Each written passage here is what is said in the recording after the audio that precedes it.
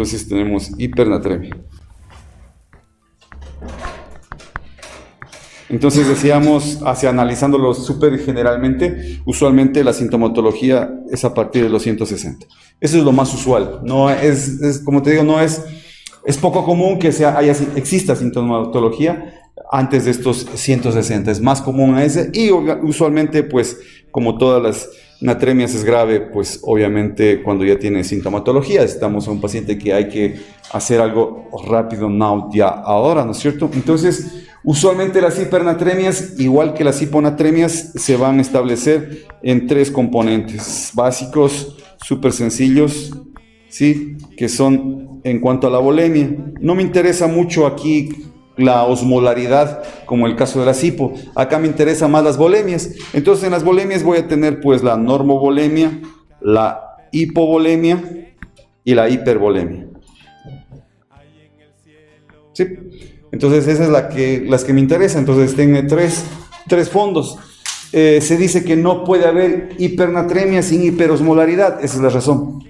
¿Sí? Si estás con el sodio aumentado, tiene que haber hiperosmolaridad. Entonces no puedes tener lo que hacíamos en la hipo, ¿no es cierto? En la hipo era esencial conocer si era hipo, iso, hiperosmolar. Acá no. Tiene que haber hipernatremia. Si hay hipernatremia, hay hiperosmolaridad. Acuérdate la fórmula. La fórmula lo más cercano es 2 sodio y se acabó, ¿no es cierto? Boom, más glucosa y todo eso, pero no te quita mucho.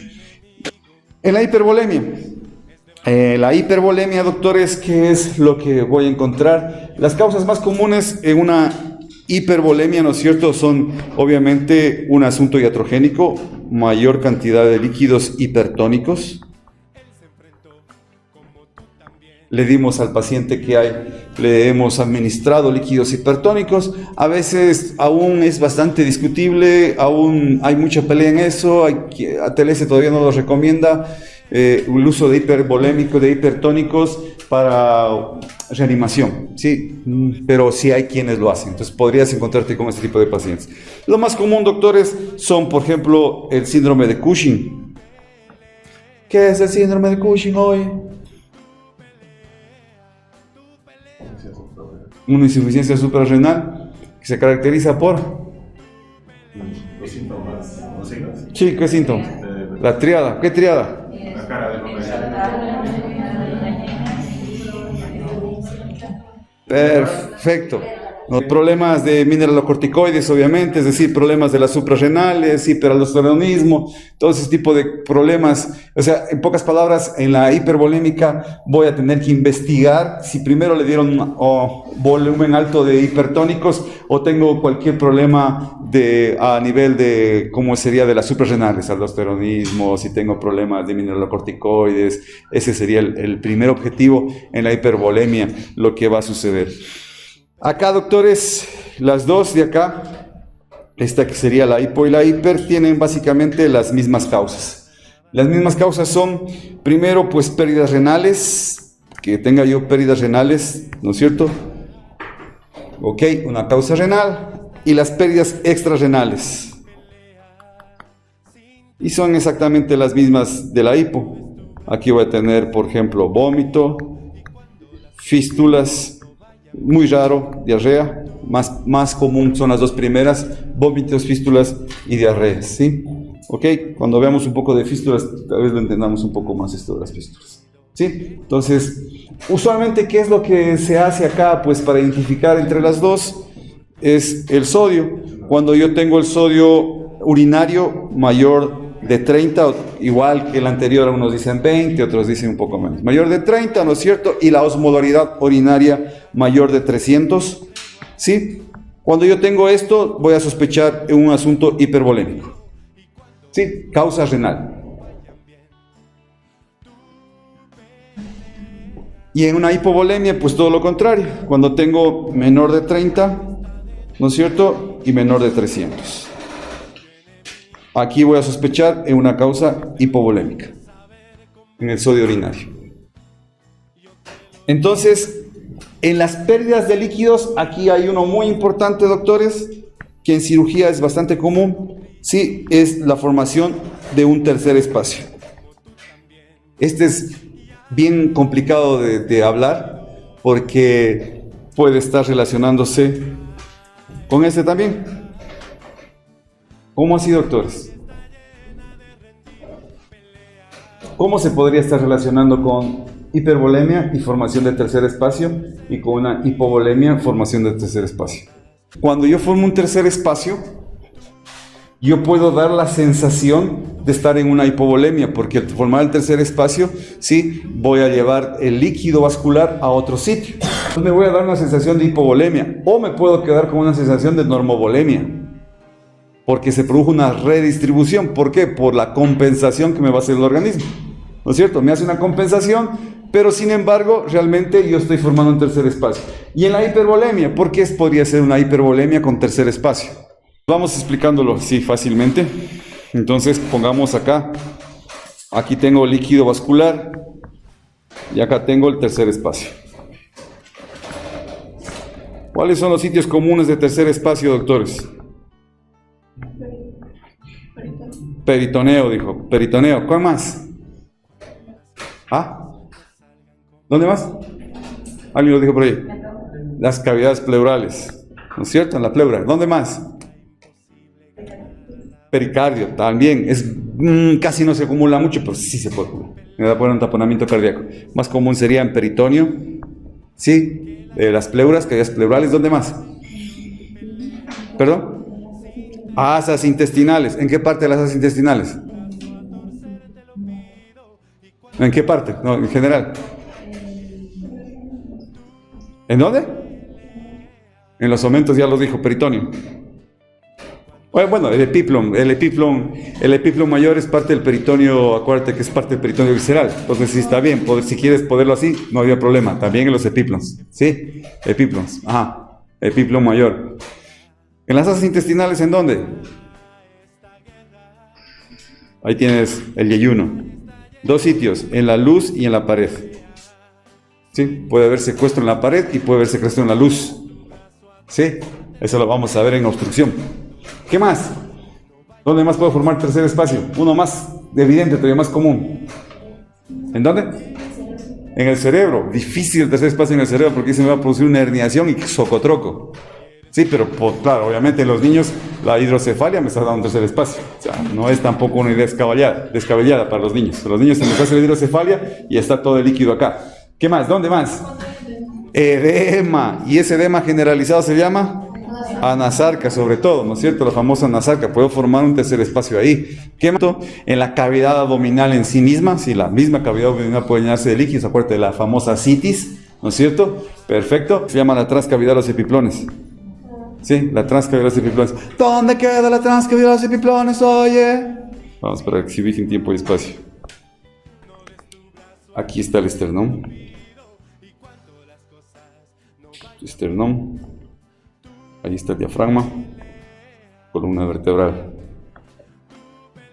Aquí está el señor hígado. Aquí estaría el señor estómago. Aquí estaría el señor colon. Era mi amigo el colon. Y acá abajo tiene las asas intestinales. Aquí tengo lo que los comunes mortales llaman pupo. Aquí tengo la sínfisis del pubis.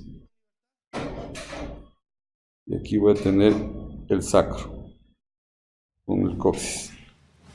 Perfecto. Entonces aquí tengo el peritoneo. Y desde el ombligo al hígado va un ligamento. ¿Cuál? Peritoneo son dos capas. Una que viene por acá. ¿No es cierto? Se encuentran aquí, se juran amor eterno y se van al hígado. Y en el hígado se dice, démonos un tiempo. Y una se va por acá y otra se va por acá. ¿Sí? Aquí va a formar el ligamento coronario. Y continúa. Otro día conversamos más de esto, hagámoslo súper rápido. Y desde el ligamento coronario va a salir por aquí y por acá. ¿Sí? Después se vuelven a encontrar. Y la típica. Démonos otra oportunidad ya. Se dan otra oportunidad y se van al estómago. ¿Sí? Y en el estómago, ¿qué van a hacer? ¿Sabes qué? No mismo los dos. Somos incompatibles. Tú por acá y yo por el otro lado. Y otra vez se vuelven a encontrar y otra vez, no puedo vivir sin ti. Se vuelven a unir, se van a dar una vuelta, juntos, café para dos, fumando un cigarrillo, hasta que llegaron al colon. Y en el colon, por enésima vez, ay, no mismo contigo, no cambies, nunca cambiarás. Y se vienen para acá, rodean al colon y se van hacia la pared. Y aquí sí se dicen adiós.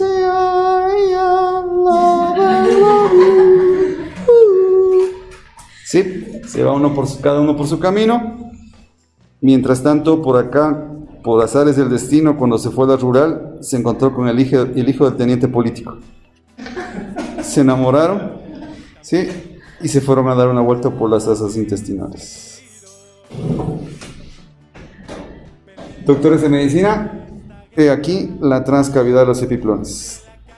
Entonces, venga acá, formación de tercer espacio. Cuando yo formo un tercer espacio, ¿de dónde saqué el líquido? Lo saqué pues obviamente del líquido vascular. Sí, es el sitio que más afecto, del líquido vascular, saco eso. Entonces, al haber una disminución del líquido vascular, pues obviamente yo voy a tener una hipernatremia. ¿Por qué? Por dilución. ¿Sí? Le saqué el líquido y se concentró el sodio. ¿No es cierto? He concentrado el sodio. Ok, listo. Entonces, ahora, ¿qué pasa acá? Esto me podría dar una característica, pues obviamente, de hipovolemia. ¿Sí? Entonces ya tengo un paciente que está con una hipernatremia, hipovolémico y con formación de tercer espacio. ¿Pero qué sucede? Sucede, doctores, que mi organismo y el suyo va a causar el reflejo de la sed. Y va a haber una reposición de líquidos. O bien un médico repone líquidos, ¿sí? O voy a ver una compensación que me va a hacer. Además de eso, de causar el reflejo de la sed, mi amigo el cuerpo, aquí tenemos a Penélope. ¿Sí conoce quién es Penélope? ¿No es cierto? ¿Qué va a pasar? Va a venir la antidiurética y va a decir, no puedes orinar. ¿No es cierto? ¿Sí o no? ¿Ok? Entonces retengo líquidos y ¿qué voy a hacer? Voy a intentar compensar esto. ¿Sí? Entonces, si lo compenso, yo voy a tener aquí esto en normovolemia, pero con tercer espacio. ¿Sí? Y por alguna situación podría tener yo todavía una hipernatremia. No logro diluir completamente este sodio que está acá. ¿Captó el mensaje? ¿Por qué? Porque cuando el riñón empezó a orinar, el organismo le dijo, oye, güey, necesito que me retenga sodio. ¿Para qué quiero retener sodio? Para aumentarlo aquí e intentar que el líquido regrese acá. Pero tengo un problema patológico que me impide hacer esto. Así que estoy reteniendo sodio, estoy formando tercer espacio, estoy tomando líquidos, usualmente estos son hipotónicos, entonces estoy aumentando mi volemia, pero no estoy dándole nada de sodio. ¿Cachamos el mensaje? ¿Estamos vivos, doctores? ¿Sí? Entonces tengo una tercer espacio hiper o normovolémico con hipernatremia. ¿Sí? Es decir, si te das cuenta, hay algo patológico, porque lo normal sería que este señor, al ingresar agua, ¿no es cierto?, me diluye este sodio, o lo contrario, al quitarme la orina, me retenga sodio y el agua se regrese del tercer espacio acá. ¿Sí? Pero quiere decir que tengo un problema. Al tener ese problema, entonces es donde regresamos a esta tablita.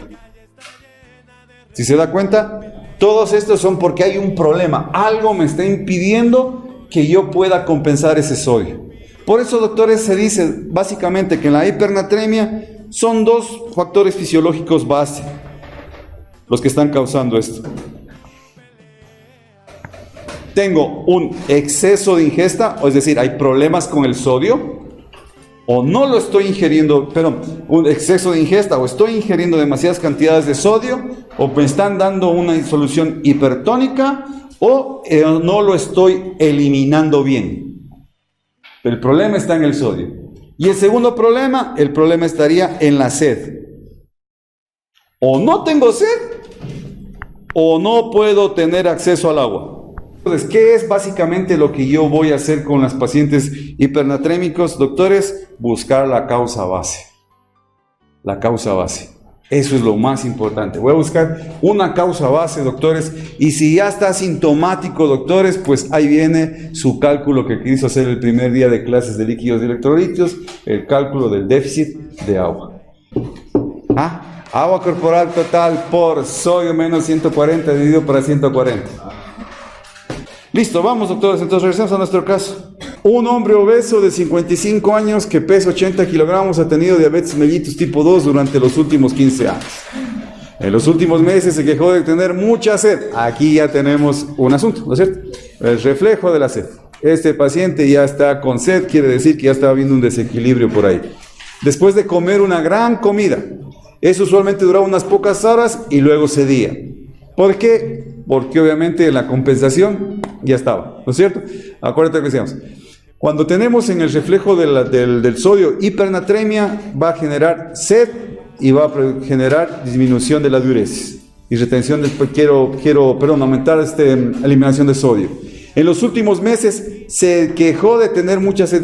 Dice, esto usualmente duraba unas pocas horas y luego cedía. Esta vez, sin embargo, 12 horas después de una comida abundante que contenía mucho más cloruro de sodio que su ingesta habitual. ¿Cuánto cloruro de sodio tiene una cucharada de sal? Dice, contenía mucho más, continuó debido a la sensación contenía mucho más de cloruro de sodio de su ingesta habitual. Continuó teniendo una sensación intensa de sed, a pesar de beber un gran volumen de agua. Negó haber eliminado un gran volumen de orina, es decir, no hubo diuresis. Aquí ya está pasando algo raro. Porque si yo ingiero bastante agua, lo común es que yo lo elimine.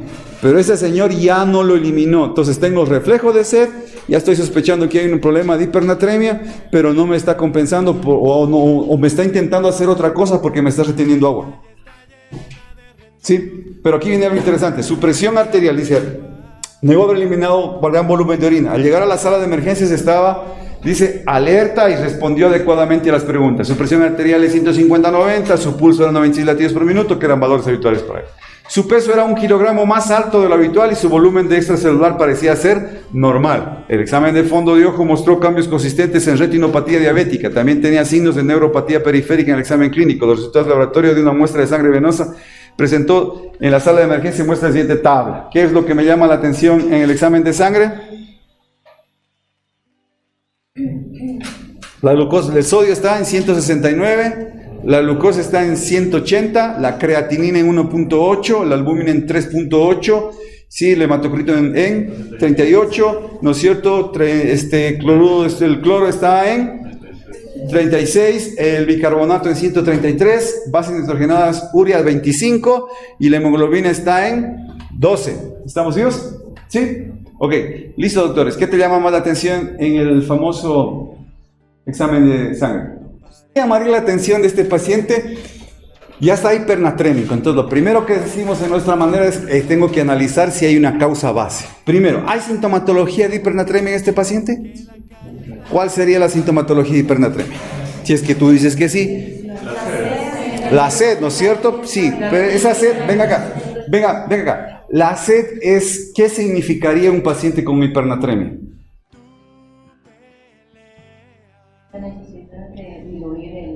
Exactamente, tiene la necesidad. Entonces es una respuesta fisiológica normal.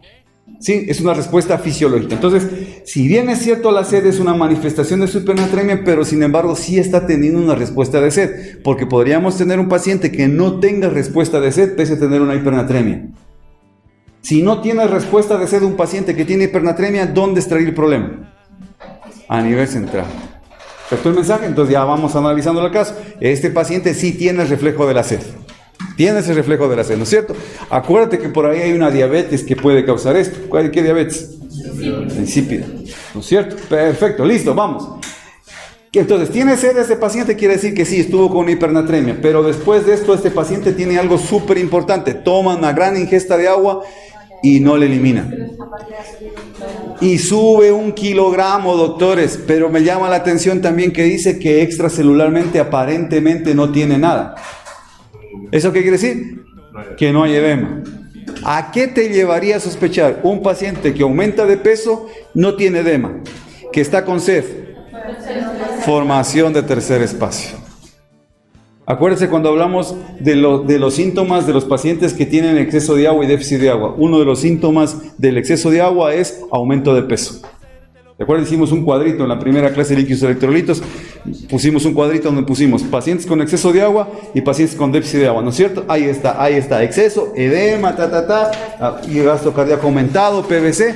Sí, entonces un síntoma de estos es aumento de peso.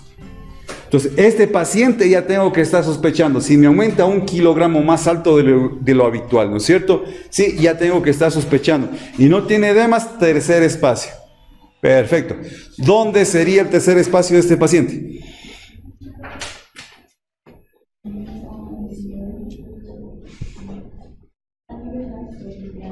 A nivel abdominal.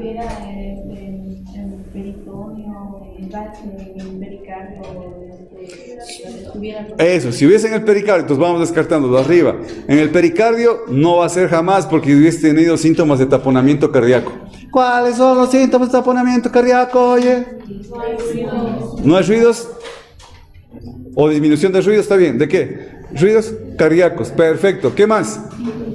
¿Perdón? Hipotensión. Perfecto. Ingurgitación yugular. Ese es clave. Y además hay disminución de los ruidos, pero tengo pulso. ¿Sí? ¿Y el pulso cómo va a estar en ese paciente? ¿Cómo se llama hoy el aumento de pulso en un paciente? Taquisfimia. ¿Sí? Estaría con taquisfimia o no. Porque al aumentar la presión, acuérdate, aumentes la presión en el corazón, ¿qué es lo primer problema que voy a tener? Voy a tener una disminución del llenado. ¿Por qué va a tener una disminución del llenado? Porque la presión venosa central va a tener mucha resistencia para llegar la sangre a la aurícula derecha. Y eso me va a dar una sensación de shock hipovolémico. Aquí tengo la cava, aurícula derecha. Aurícula derecha, ¿no es cierto? Y el pericardio. Yo lleno esto de líquido y aumenta la presión, la resistencia aquí. La primera en sufrir es esta, la cava, la famosa cava. Sí, entonces, y las pulmonares. Estoy en drogas, las pulmonares también por acá. ¿No es cierto? Pulmonares. ¿Cuántos pulmonares son? 4. 4, claro, son 4. Son 4 pulmonares. Perfecto. Entonces, las primeras en tener problema va a ser a nivel de la cava. ¿Sí? A nivel de la cava aumenta la presión, la sangre se me encharca aquí y voy a ver la ingurgitación acá, en las venas yugulares. ¿No es cierto? Perfecto. Pero a nivel pulmonar, ¿qué va a pasar? Otro lío. También voy a tener disminución acá. Entonces, desde aquí ya tengo problemas. Disminución de retorno venoso. Retorno venoso disminuido. Al disminuir el retorno venoso, ¿qué pasa? ¿Qué pasaría? ¿Cuál sería el problema? ¿Disminuye quién? El gasto cardíaco. ¿Por qué? Porque el gasto cardíaco es igual a frecuencia por volumen sistólico. Disminuye el volumen sistólico, igual disminución del gasto cardíaco. Por concepto, doctores, esto se traduce en shock hipovolémico. Pero aquí tendría un falso shock hipovolémico. ¿Se da cuenta que es un falso shock hipovolémico? ¿Sí? Entonces este paciente yo puedo caer en la tentación de pasarle un bolo de 2000 cc en este tipo de pacientes. Y cuando en realidad no es lo que está disminuyendo ese volumen. ¿Estamos vivos? Entonces mi paciente tiene esto. No tiene nada de esto, ¿no es cierto? No me dice que los pulsos están mal, no me dice, al disminuir el gasto cardíaco, ¿no es cierto? ¿Qué es lo que va a intentar hacer mi organismo? Aumentar la frecuencia cardíaca para compensar esta disminución. ¿Sí? Entonces, vayan acá. ¿Mi paciente tiene esto o no? ¿Tendría problemas en la pleura? ¿Líquido en la pleura? No me dice. ¿Cómo estaría el paciente si tendría líquido en la pleura? ¿Estaría? No, en la pleura. ¿Cómo estaría acá? ¿Qué pasaría? ¿Qué disminuye? ¿Qué pasa? Frecuencia respiratoria. ¿Qué estaría la frecuencia respiratoria? ¿Disminuida o alta? ¿O aumentada? ¿Qué disminuiría entonces? Claro, tiene que aumentarla. ¿Por qué? Porque no disminuye la expansibilidad. 1, disminución de expansibilidad. 2, ¿qué más? Aumenta la frecuencia respiratoria por intentar compensar la disminución de la entrada de oxígeno. ¿Qué más? 3. ¿Qué más? Súper importante, acuérdate, percusión, auscultación. En la percusión, ¿cómo estaría? Murmullo vesicular disminuido al escuchar y tendría en la percusión estaría más tendencia a mate o hipotimpanismo. ¿No es cierto? ¿Tiene algo de esto mi paciente? Nada, 0 polito 0. Vamos al otro sitio que dijimos que se acumula agua. Abdomen. ¿Cómo estaría el abdomen de ese paciente? Aquí sí es complicado. Para un paciente obeso. Difícil. Complicado. ¿No es cierto? Pero pongamos que no es obeso. ¿Cómo me encontraría un paciente que está acumulando líquido en el abdomen? Abdomen distendido. ¿Suave la palpación o doloroso la palpación o duro la palpación? Doloroso, ¿por qué doloroso? Suave. En este tipo de pacientes, suave. Es un abdomen distendido, suave. ¿Habría dolor a la palpación? Ninguno. Sí, matidez, ¿no es cierto? No habría el ruido normal, ¿no es cierto? ¿Dónde debe haber matidez en la timpanismo, perdón, en la percusión del abdomen? En el hígado. Hipertimpanismo, ¿dónde debe haber en el abdomen? En el estómago. ¿En qué parte del estómago? En el espacio de Traube. Entonces tienes que ver que hay distensión abdominal, ¿no es cierto? Es no dolorosa, porque cuando es dolorosa yo tengo que estar sospechando que hay un proceso inflamatorio. Aquí tengo un paciente que está descompensado hidroelectrolíticamente, así que si estuviera en el abdomen un tercer espacio no debería haber dolor. ¿Sí? ¿Estamos vivos? Entonces no debería haber dolor. Tengo el paciente distendido, tengo onda cítica, tengo disminución obviamente de los ruidos normales a la percusión. ¿Sí? ¿Qué más podría tener en este paciente? ¿Ese paciente tiene algo en el abdomen? No tiene nada en el abdomen, ¿no es cierto? Edemas tampoco tiene. ¿Dónde carajo me ganó 1 kilogramo? ¿En dónde? En la transcavidad de los epiplones. Una muy buena posibilidad. Una muy buena posibilidad. ¿Cuál es el problema en la transcavidad de los epiplones? Que usualmente la transcavidad de los epiplones me causa más común por procesos inflamatorios o perforatorios. El proceso inflamatorio más común que me causa acúmulo de líquido en la transcavidad de los epiplones, el páncreas. Y el perforatorio, el duodeno. Son los que más, la úlcera gastrodenal. Entonces, ¿ha tenido algún síntoma este paciente de pancreatitis? Y de úlcera. Aunque sí es una buena opción, o sea, tampoco es que la voy a descartar, ¿sí? Es una muy buena opción que me haya formado cúmulo de líquido en la transcavidad de los epiplones. Pero como les digo, lo más común, acuérdate siempre esto, lo más común de la transcavidad de los epiplones, los culpables ahí suelen ser la enfermedad úlceropéptica, ¿sí? Por perforación, obviamente, ¿sí? Y la pancreatitis. Son los más comunes a ese nivel. ¿Ok? Y otro, pues, que es generalizado, la peritonitis. Pero ese paciente debería tener signos de peritonitis y no tiene absolutamente ningún signo en el abdomen. Entonces, estas cosas sí se corren. ¿Qué más voy a tener en este paciente, doctores? Otro sitio, ¿dónde más se te ocurre? Las correderas. Sí, podría ser, pero debe ganar 1 kilogramo de peso. En la luz de las asas intestinales. Podría ser. ¿Cómo debería estar el abdomen en un paciente que aumenta líquido en las asas intestinales? Habría distensión abdominal exagerada. Sí, debería haber una distensión abdominal bien puesta. ¿Cómo estarían los ruidos hidroaéreos? Si estuvieran aumentados, difícil. ¿Por qué? Porque si estuvieran aumentados no tendría líquido en las asas intestinales. ¿Cómo deberían estar? Disminuidos para que estén acumulados ahí, ¿no es cierto? Perfecto. ¿Qué más?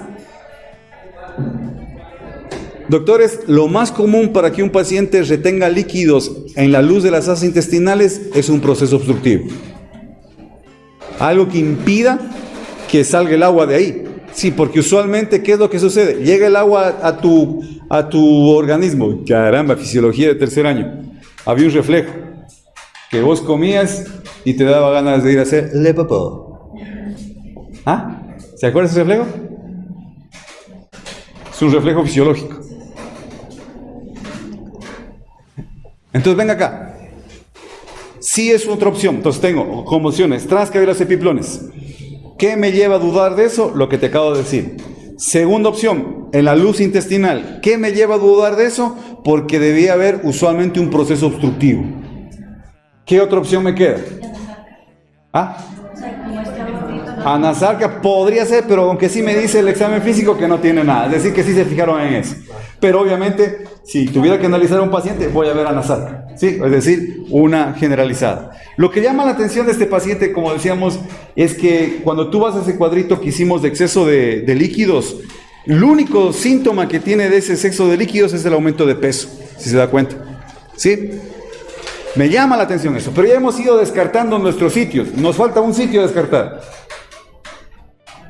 Hicimos una lista de los posibles sitios de tercer espacio. Vaya viendo los cuáles son. Ya hemos descartado algunos. Peritoneo. Descartado, ¿no es cierto? ¿Qué más? Pleura también. ¿Qué más? En las asas. ¿Qué pasa en las asas? ¿Ah? Pero dijimos en las asas que había dos sitios, doctores. En la luz y en la pared. ¿Podría este paciente estarme dando acúmulo de líquidos en la pared? ¿Cómo un paciente puede darme acúmulo de líquidos en la pared intestinal? Porque ahí sí ya no necesito que haya obstrucción. Si te la cachas, ¿sí? Imagínate esto. Imagínate una gran manguera, ¿no es cierto? Imagínate la luz intestinal como una gran manguera. Entonces, la una que decíamos aumento en la luz, aquí adentro. Pero para que el agua se me quede en la luz, debe haber una disminución de los ruidos hidroaéreos, pero así terrible, cosa que no se mueva para nada ese intestino y se me quede el agua ahí, ¿no es cierto? Pero eso es bien difícil porque acuérdate de algo, si yo tengo aquí acúmulo de agua, lo más común, lo lógico es que el intestino por reflejo lo expulse. De ahí viene el principio de los famosos supositorios, ¿no es cierto? Los laxantes, tú le pones un enema al paciente en recto y ese paciente hace la deposición, ¿sí? Entonces, para que exista esto en la luz, lo más común es que aquí hay una obstrucción. Y ahí sí voy a retener en la luz, ¿sí? Es lo más común. Esta obstrucción puede ser aguda, crónica, tumores, puede haber besoares, se tragó una pepa de aguacate, se le trancó ahí, ¿no es cierto? Aquí se tragó una pepa de aguacate, ¿sí? Entonces, pero acá, ahora estamos hablando de otro más, aquí, en la pared. Aumento de líquido en la pared de las asas intestinales. ¿Puedo descartar en este paciente un edema de las asas intestinales?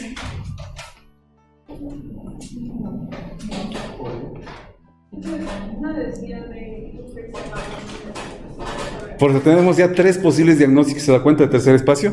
Yo tendría la transcavernosa epiplones, yo lo pondría por debajo porque no tengo pancreatitis, no tengo todo lo que te dije. Tendríamos un aumento en la luz, también lo pondría por debajo como opciones porque no tengo un asunto obstructivo ni nada por el estilo. Perfecto, listo. Y tercero, y no tengo síntomas, ¿te das cuenta? Para que un individuo haga un edema en asas intestinales, ¿qué tendría que pasar? ¿Qué cosas estarían a favor de un edema de asas intestinales en este paciente? Por una parte. Por otra parte, hay algo muy importante que este paciente tiene. Venga acá. Hagamos algo facilito aquí, otros. ¿El paciente tuvo diuresis o no tuvo diuresis? Analicemos un poquito a este paciente, para que se dé cuenta de algo. Este paciente me dice que hizo algo muy interesante. Aumentó la ingesta de agua. ¿No es cierto? Dice que bebió grandes cantidades de agua. Esas grandes cantidades de agua en un paciente normal, ¿qué debía haber provocado como resultado? Aumento de la diuresis.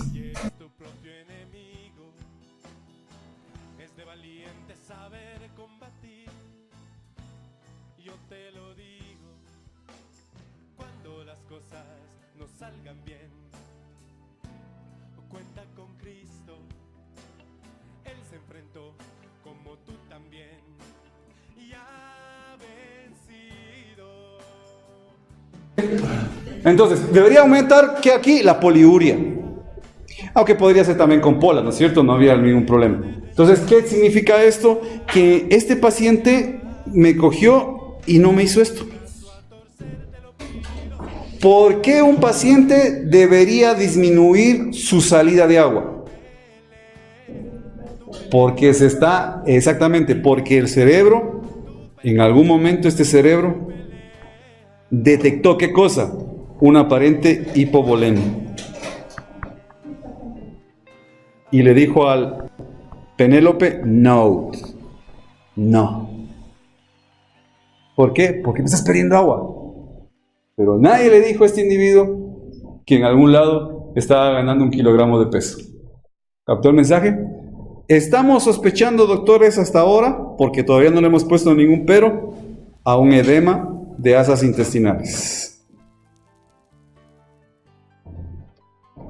Un edema de asas intestinales. O un problema intestinal también, un problema en la luz, aumento de la luz. Ahora, venga acá. ¿Qué tendría que pasar para que una persona tenga un aumento de líquido en las asas intestinales y que mi intestino no responda a ese estímulo? Pues yo les digo, acuérdese de ese reflejo. Usted tiene que acordarse de ese reflejo, irse a la fisiología de Guyton. No, mejor váyase a la de Gannon, es más cortito. ¡Ah! ¿Qué? ¿Una qué? Dígalo, no tenga miedo. Neuropatía diabética. ¿Qué les parece eso? ¿El paciente es diabético? Sí. ¿Por qué se te ocurre la neuropatía diabética? Porque no está respondiendo. No está respondiendo. ¿Cuál es el primer? Por eso tiene que regresar a Guyton. Haces un aumento de la distensión, ¿no es cierto? Cuando hay aumento de distensión, o sea, aumento de una víscera hueca de su distensión, va a causar dolor. En el caso del intestino, tiene que aumentar la propulsión de este paciente. Y este paciente no me está respondiendo a eso. Entonces yo tengo como 2 opciones, la luz y el edema en la pared. Y el paciente no me está respondiendo a eso. Entonces descartamos todas las posibilidades y tengo yo aquí, este paciente tiene esta característica. Ya tiene neuropatía periférica, ya tiene retinopatía diabética. ¿Por qué no va a poder tener una neuropatía a nivel intestinal? Oye, ¿sí existe eso?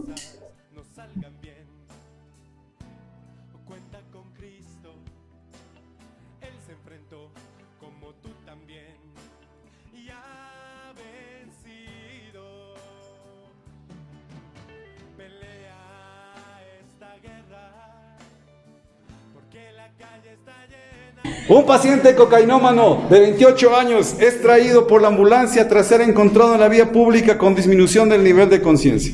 En la exploración física se destaca tumefacción importante, ¿sí?, de miembros inferiores, dolor en miembro superior izquierdo. Se diagnostica síndrome compartimental inmediatamente, por lo que se programa la realización de una fasciotomía. Se practica un electrocardiograma. Recuerde que el paciente está con disminución del nivel de conciencia, muestra ensanchamiento del complejo QRS y un ritmo idioventricular.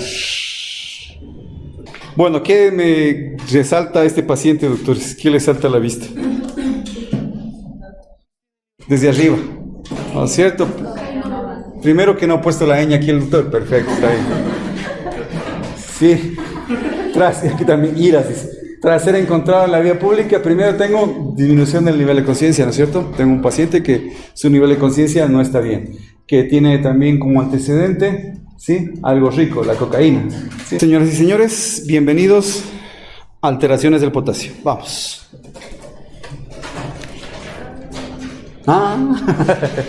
Alteraciones del potasio. ¿Sí? Listo. ¿Cuál es el nivel normal de potasio, doctores?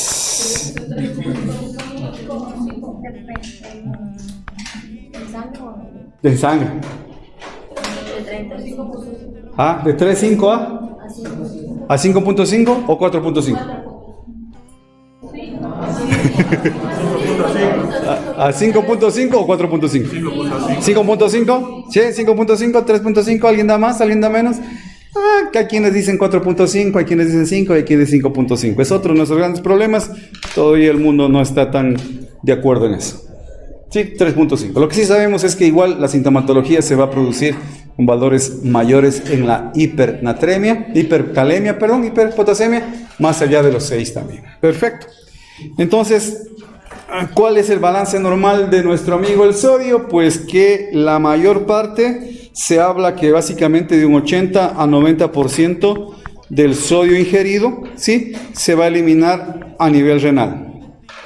Y el 10 al 20% restante por las heces. ¿Sí? Esa es la eliminación normal que tenemos de nuestro amigo el potasio. Sí, si digo sodio me corrige por favor, me quedo con el sodio en la cabeza. 80-90% de eliminación del potasio ingerido es a nivel renal y del 10 al 20% es a nivel de las heces. ¿Sí?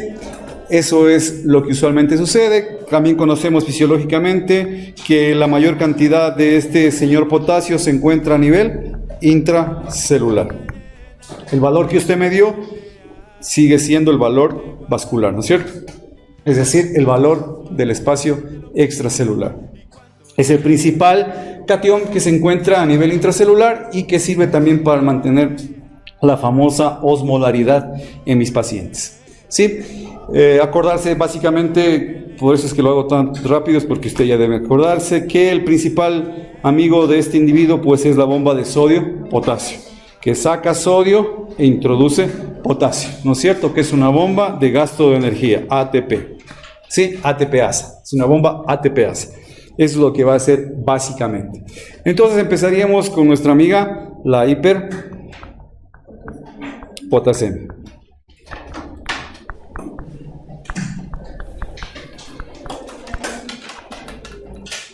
Perfecto. En esa famosa hiperpotasemia, ¿sí?, ¿qué es lo que vamos a ver?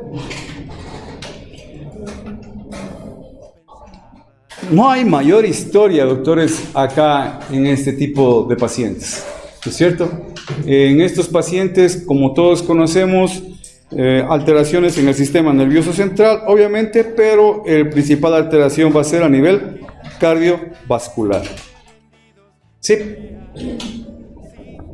Y a nivel cardiovascular, lo que voy a encontrar son problemas con el QRS, problemas con el cemento PR, problemas de bloqueo, obviamente, pongámoslo así, bloqueo.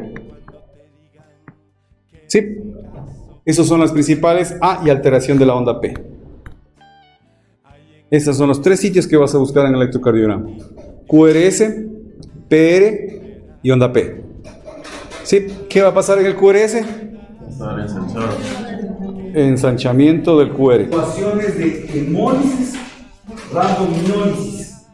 ¿Sí? O sea, todo lo que es lisis, a mí me sospechen algo. ¿Por qué, doctores? Porque el potasio está intracelularmente. Si yo rompo una célula, ese potasio se me va al espacio extracelular. Entonces, todo lo que sea. Entonces, aquí un paciente que tiene eso, súper sencillo. Está con un síndrome compartimental. Quiere decir que la sangre ya no está donde debería estar. Está en un espacio compartimental. ¿Qué va a hacer el organismo con esta sangre? La va a querer diluir, va a querer hacer una lisis de sus glóbulos rojos. Esa es su opción. Tengo que digerir eso. Que sea tan agudo y que el organismo no pueda hacerlo, ese es otro cantar. ¿Captó el mensaje? ¿Sí me van a entender? ¿Sí? Entonces, empezó a tener este paciente lisis de glóbulos rojos. ¿Qué quiere decir? Que ese potasio se fue hacia la sangre.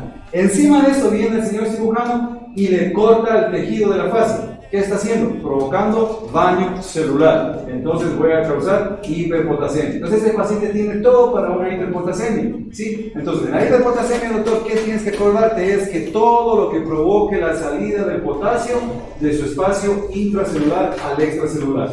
En cirugía, lo más común va a ser, doctores, lesiones por aplastamiento, los síndromes compartimentales y las hemólisis, las randomiólisis, ¿sí? ¿Estamos vivos? Eso es lo más común en cirugía.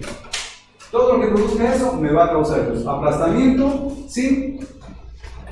Obviamente sería trauma. Y las situaciones de hemólisis y la random, ¿no es cierto? Eso es lo más común. Entonces, el paciente que yo, usualmente usted lo opera a un paciente y lo más probable es que si tú le haces un examen de sangre inmediatamente luego de la cirugía, podría estar en un estadio de una hiperpotasemia por el daño celular que causamos al momento de hacer la cirugía, ¿no? Entonces, y además de eso, ese paciente tiene síntomas del sistema nervioso central como acaba de pérdida de conciencia. Ahora, esa pérdida de conciencia en un paciente con síndrome compartimental podría ser hasta por shock hipovolémico. ¿Sí? Pero si tengo un electrocardiograma alterado más el síndrome compartimental, prefiero echarle la culpa al potasio. ¿Está todo el mensaje? ¿Sí? ¿Estamos vivos? Entonces, ya tenemos lo de la hiperpotasemia, doctores. Es súper sencillo, así de sencillo y así de fácil, ¿sí? A menos acá en nuestro mundo quirúrgico. Nosotros tenemos un paciente que tiene las lesiones que usted va a recordar acá en el electrocardiograma. Necesito que se acuerde de ese bloqueo. ¿Sí? Porque ese paciente, si no lo corrijo, me va a llevar a una fibrilación. ¿Sí? Y la fibrilación, doctor, usted tiene que acordarse, eso ya es la antesala al asistole.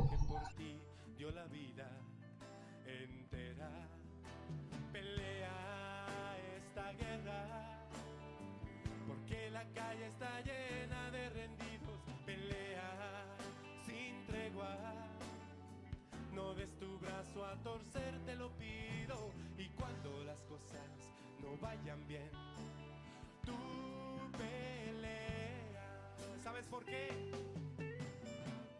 La batalla está dentro de ti y eres tu propio enemigo.